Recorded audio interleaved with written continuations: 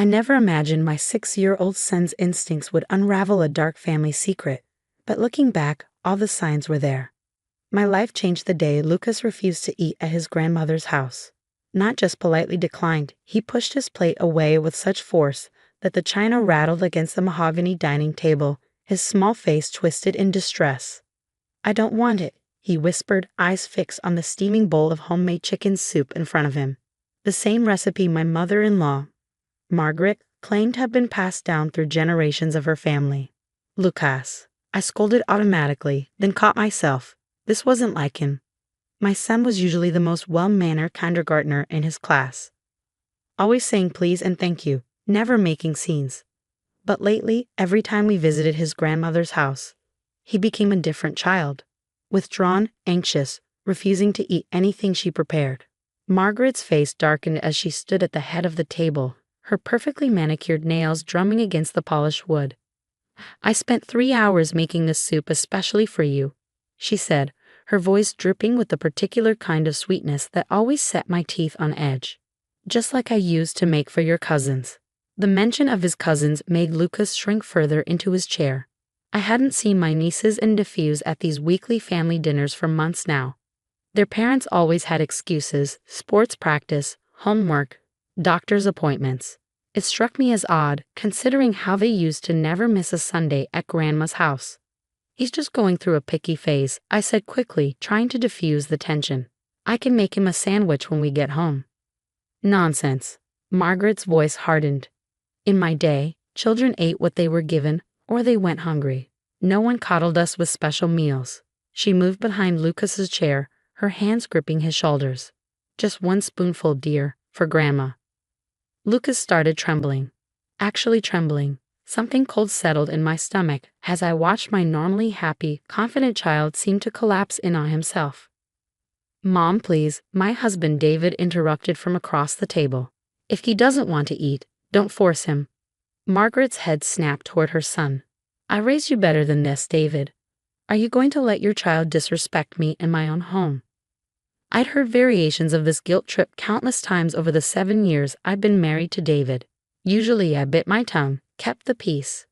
But something about Lucas's fear, so visceral and raw, sparked a protective fury in me. "He said no," I stated firmly, standing up. "And we're going to respect that." "This is ridiculous." Margaret's composure cracked. She snatched up the soup spoon, her knuckles white around the silver handle. "Just eat it, you ungrateful child." Lucas burst into tears. Before I could react, he knocked the bowl away from him. Hot soup splashed across the pristine tablecloth, staining the white fabric an accusatory yellow. The silence that followed was deafening. "Get out," Margaret whispered, her face contorted with rage. "Get out of my house." I grabbed Lucas's hand and practically ran for the door, David close behind us.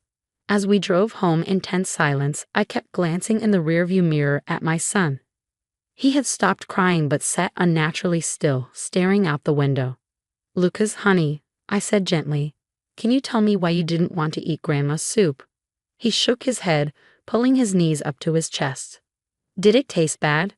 David asked, trying to keep his tone light. "You can tell us." "I saw her," Lucas whispered, so quietly I almost missed it. "In the kitchen, when she was making it." "Saw her do what, sweetheart?" Lucas pressed his face against the window. "Can't tell. She said if I tell, bad things will happen." David and I exchanged alarmed looks. My mind raced back through recent months, cataloging changes. How Lucas had gone from loving his grandmother's cooking to refusing to touch it.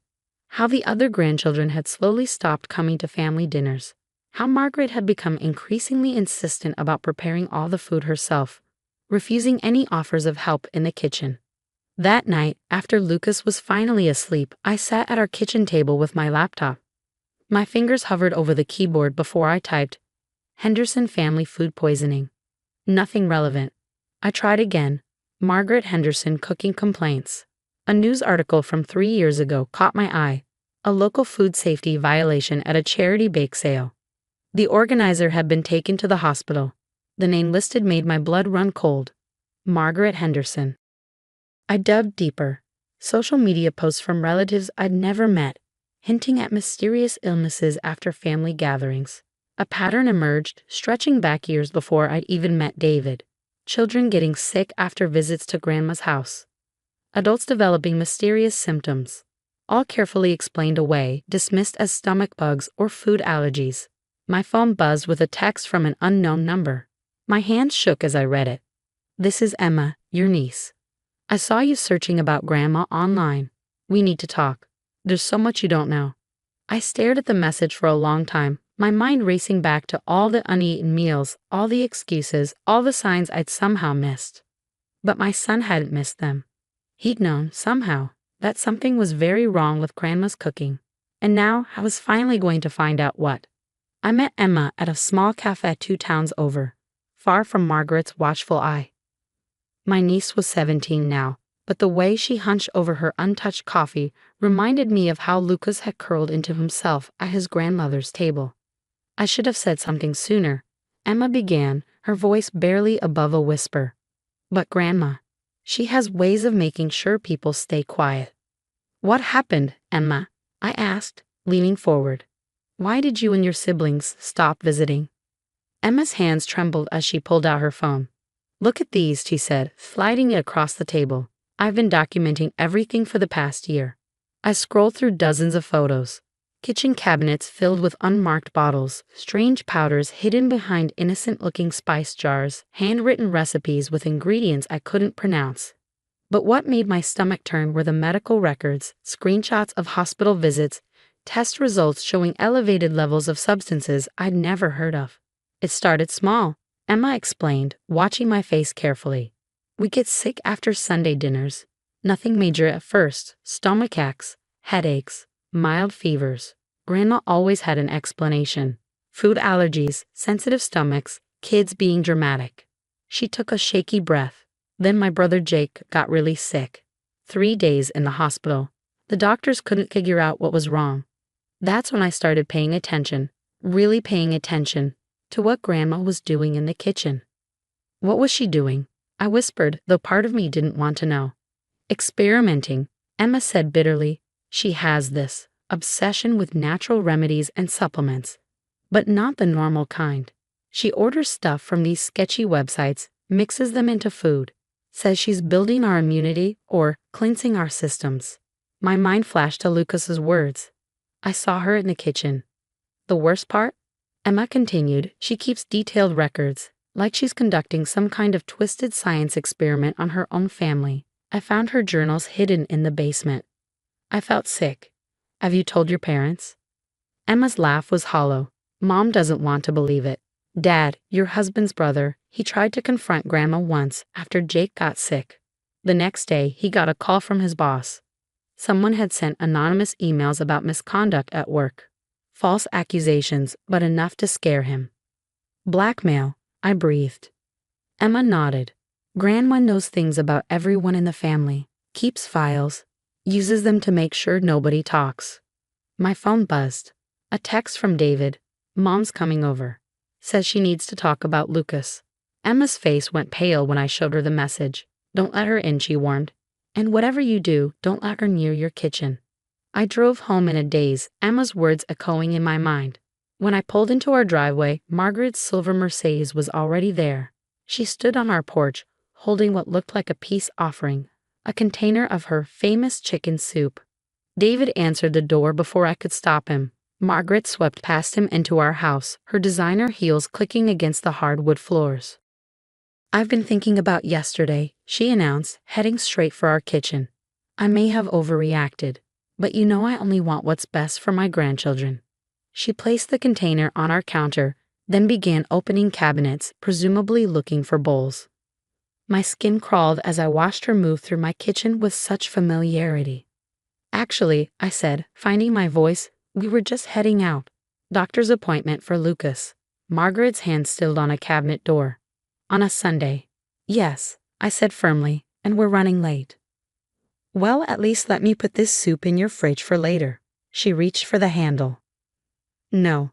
The force of my own voice surprised me. We won't be eating that." Margaret turned slowly, her eyes narrowing. "And why is that, dear?" "Because I know what you've been doing," I said, my heart pounding. "I know about Jake's hospitalization. about the unmarked bottles, the journals. All pretense of warmth vanished from Margaret's face. Emma, she hissed. That ungrateful little snitch. I suppose she showed you her ridiculous evidence. Get out of my house, I demanded, pulling out my phone. Before I call the police. Margaret's laugh sent chills down my spine. And tell them what? That your mother-in-law makes health tonics? That she cares enough about her family to boost their immunity naturally? Her voice hardened. Who do you think they'll believe? The respected grandmother who volunteers at church, or the paranoid daughter-in-law who's clearly been reading too many conspiracy theories? They'll believe the lab results. David's voice came from behind us. I hadn't even heard him come in. He held up his phone, displaying photos of the same medical records Emma had shown me, and the dozens of witnesses. All the children you've made sick over the years. For the first time, I saw real fear flicker across Margaret's face. David, she breathed. You can't possibly think I would hurt my own family. But you did, Mom, he said quietly. And it stops now. Margaret's composure cracked. I was helping, she shrieked, making you all stronger. You're too weak, too soft, all of you. Just like your father was. She lunged for the container of soup on the counter. David moved faster, grabbing it before she could reach it. In the struggle, some of the liquid splashed onto Margaret's hand. The reaction was immediate. Angry red blisters began forming on her skin. As Margaret stared in horror at her own creation's effects, I called 911. Within minutes, our kitchen was filled with police officers and paramedics. They led Margaret out in handcuffs, her perfectly manicured hands now red and swollen, her mascara running down her cheeks.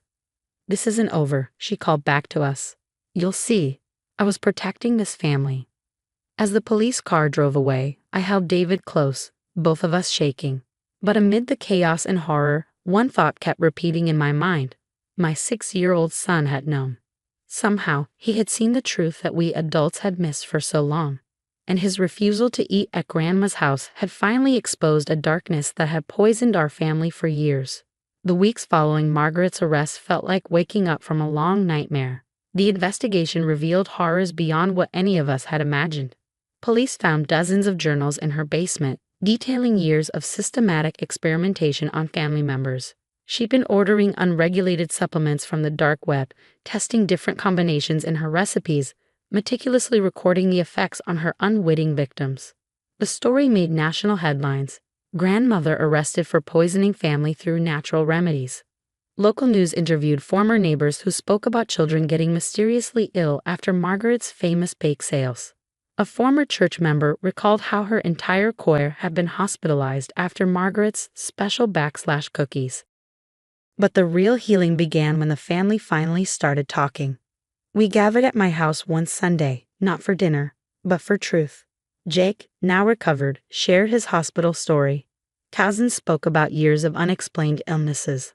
Aunts and uncles admitted to ignoring signs, fearing Margaret's retaliation. Emma brought her documentation, which proved crucial for the prosecution. I kept having these dreams, Lucas said quietly during the gathering, sitting in my lap. About Grandma's kitchen. The bottles made funny sounds at night, like they were whispering bad things. David squeezed our son's shoulder. Why didn't you tell us sooner, buddy? Lucas looked down at his hands. Grandma said if I told, she'd make you sick instead of me. She said that's what happened to Grandpa. The room fell silent. David's father had died 10 years ago from what everyone believed was a heart condition. Now, we all exchanged haunted looks, wondering just how long Margaret's experiments had really been going on. The prosecutor called it a systematic campaign of abuse. Margaret's defense claimed mental illness, but the journals showed too much careful planning, too much deliberate manipulation. In the end, she pleaded guilty to multiple counts of aggravated assault and child endangerment. At the sentencing, Margaret stood in her orange jumpsuit, all traces of her former elegance gone. She turned to face the family members filling the courtroom benches. I was making you stronger, she insisted, her voice cracking. Every generation gets weaker, more susceptible. I was building your immunity, preparing you for. The judge cut her off.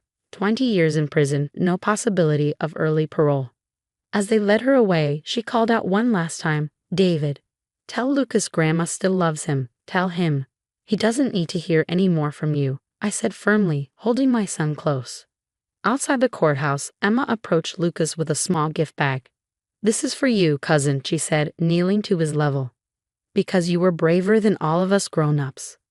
Inside was a child's cooking set, plastic utensils, a tiny apron, and a real cookbook for kids. Lucas's eyes lit up. "Maybe," Emma suggested, "we can start a new family tradition. Cooking together, the right way. No secrets, no hidden ingredients. Just love and real food."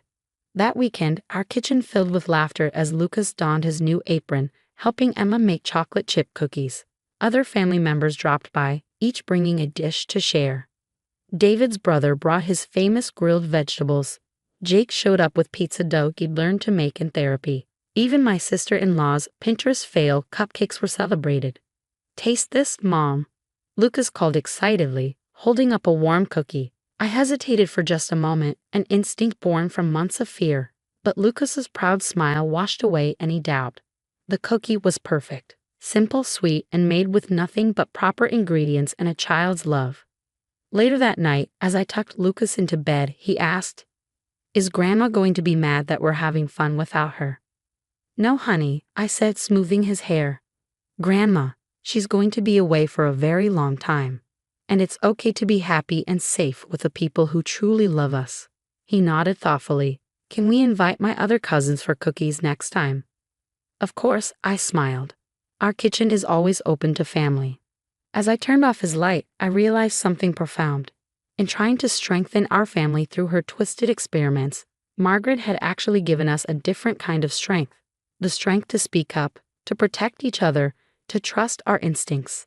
Even when those instincts came from a 6-year-old boy who simply knew something wasn't right about Grandma's cooking. Our family gatherings are different now. We cook together, share recipes openly, laugh about kitchen disasters. Every ingredient is labeled, every process transparent, and if someone doesn't want to eat something, we respect that without question. Sometimes the deepest family bonds are forged not by blind acceptance of toxic traditions, but by the courage to break them. My son's refusal to eat at his grandmother's house didn't just save him. It saved our entire family from a legacy of secrets and pain. And that's a lesson worth passing down through generations.